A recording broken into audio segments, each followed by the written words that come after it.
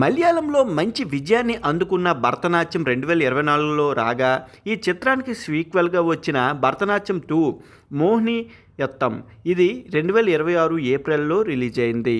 ఈ సినిమా కథాంశం ఏమిటంటే, మొదటి భాగం ఎక్కడ ముగిసిందో అక్కడి నుంచి ఈ సీక్వెన్స్ మొదలవుతుంది.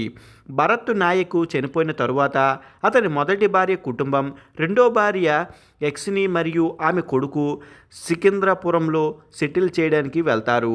అయితే అక్కడ భరత్ నాయక్ గతాన్ని సంబంధించిన మరికొన్ని ఆశ్చర్యకరమైన నిజాలు బయటపడతాయి. గోవిందరాజు అనే వ్యక్తి రూపంలో కుటుంబానికి కొత్త సమస్య మొదలవుతుంది.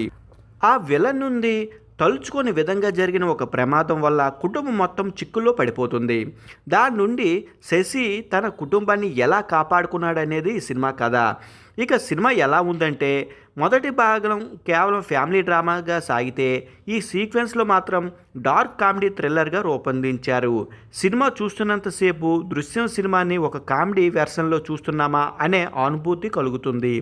ఇక కామెడీ అయితే డైరెక్టర్ కృషుదాస్ మురళి రాసుకున్న సంభాషణ, డార్క్ మెమర్సు పండించిన విధానం బాగుంది. ముఖ్యంగా గుడి, మతపరమైన నమ్మకాలపై వేసిన సెటైర్లు నవ్విస్తాయి. ఇక యాక్టర్స్ విషయానికి వస్తే, సైజా కురుపు ఎప్పటిలాగే తనదైన టైమింగ్తో ఆకట్టుకున్నాడు. సూరజ్ వెంజర్మూడ్ విలన్గా అద్భుతంగా నటన కనబరిచారు.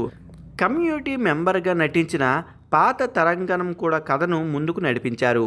ఇక ఈ సినిమా ప్లస్ పాయింట్ల విషయానికి వస్తే, ఆసక్తిగా సాగే కథ, ఇంకా సందర్భానుసారంగా వచ్చే డార్క్ కామెడీ, నటీనటుల ప్రతిభ, టెక్నికల్ వాల్యూస్, ముఖ్యంగా బ్యాక్గ్రౌండ్ స్కోపు. ఇక మైనస్ విషయాలకు వస్తే, సినిమా మొదలవడానికి కొంత సమయం తీసుకుంటూ కొన్ని సన్నివేశాలు లాజిక్ మిస్ అయినట్లు అనిపిస్తాయి.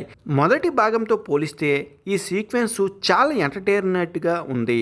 దృశ్యం మొదలు థ్రిల్లర్ని నవ్వుకుంటూ చూడాలనుకునే వారికి ఈ సినిమా ఒక మంచి చాయిస్. సినిమా అయితే చాలా బాగుంది, ఒకసారి చూసేయండి మరి.